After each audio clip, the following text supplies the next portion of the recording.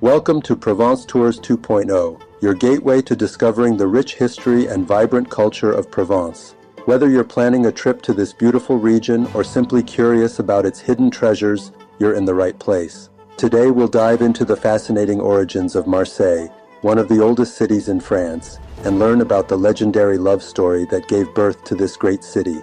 Let's begin. The wind blew over the white sails of the Phocaean ships, carriers of distant promises, marine dreams, and unknown lands. At the bow of his ship, Protis gazed at the horizon, his heart beating to the rhythm of the waves. The Egyptian sea, which they had left behind weeks ago, had faded into the past, giving way to the uncertainty of the Mediterranean waters. But Protis, son of Phocaean, knew this journey was not aimless. It was a quest, a pursuit of freedom, wealth, and perhaps destiny. The Phocaeans, daring sailors from the city of Phocea, were driven to the open sea by necessity and the spirit of adventure. Their homeland, stifled by the pressure of Persian invaders and ambitions of conquest, no longer offered them safety and prosperity. So they chose to brave the unknown, relying on their courage and skill to discover new lands where they could settle and thrive. One day, as the rising sun bathed the waves in a golden light, a cry rang out from the lookout. "Bahum! Bahum!" The hearts of the Phocaeans raced, their excitement growing with each wave that brought their ships closer to this new promise of generous land. And so it was that Protis, the valiant leader of the Phocaeans, first laid eyes on the wild shores of what would become Massalia. The Lacedaemon, a deep inlet bordered by limestone cliffs, welcomed the ships with a deceptive serenity. The cliffs, eroded by time, stood majestically, their crests jagged by millennia. Crystal-clear springs gushing from the caves, natural cavities carved by erosion, whispered promises of fertility and life. Protis and his companions set foot on land, awestruck by the wild beauty of this place. The scents of garrigue, pine trees, and aromatic herbs filled the air, creating an intoxicating symphony of fragrances. It was in this idyllic setting that Protis encountered the man who would change his life and the future of his people. The Phocaeans had heard of a local king, Nanos, who ruled over the Segobrige, a fierce and ancient Ligurian people.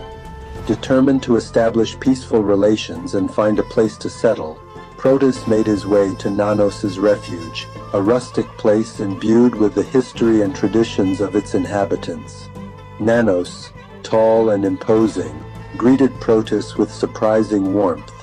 Weary from his travels, Protis asked his sailors for a handful of spiced olives and dried grapes, a regular part of his diet to regain strength. After consuming them and noticing Nanos watching in fascination, he shared the treats with his host. After a brief hesitation, followed by a long moment of tasting, discussions began, a dance of diplomacy and mutual discovery, blending gestures and words. But it was during a feast held in honor of the visitors that destiny decided to intervene. Gyptis, the daughter of Nanos, entered the room, and in that instant, Protis's heart was captured by her beauty.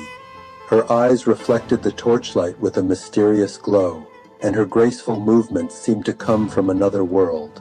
According to an ancient Salian custom, Gyptis was to choose her husband by offering him a full cup.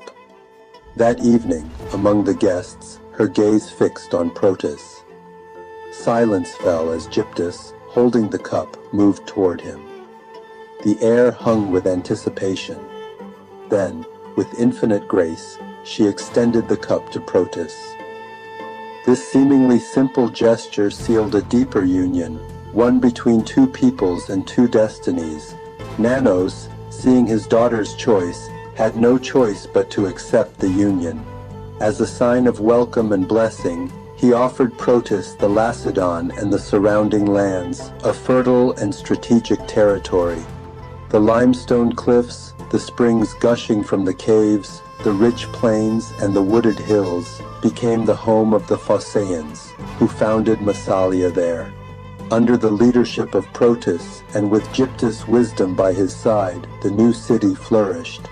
Phocaean ships, now moored in the Lacedaemon, sailed to other horizons, trading, exploring, bringing back treasures and knowledge. The hard, resistant limestone was used to build solid walls, while the springs ensured the water necessary for life and agriculture. The caves, those mysterious caverns, provided shelter and places of worship, adding a sacred dimension to this new land. Years passed, but the story of Gyptis and Protis continued to be told around the fires, in homes, and in the public squares of Massalia.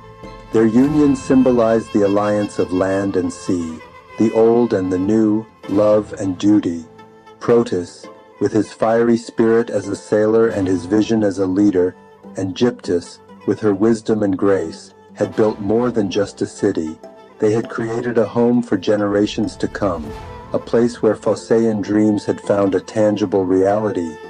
Thus, the meeting of Gyptis and Protis was not just a love story, but a founding legend. It reminded all that sometimes the simplest choices, the most unassuming gestures, can shape the destiny of nations, and that the lands, bathed by clear springs and protected by limestone cliffs, can become the cradle of new civilizations. Thank you for joining us today on this journey through time, back to the origins of Marseille and the legacy of Gyptis and Protis.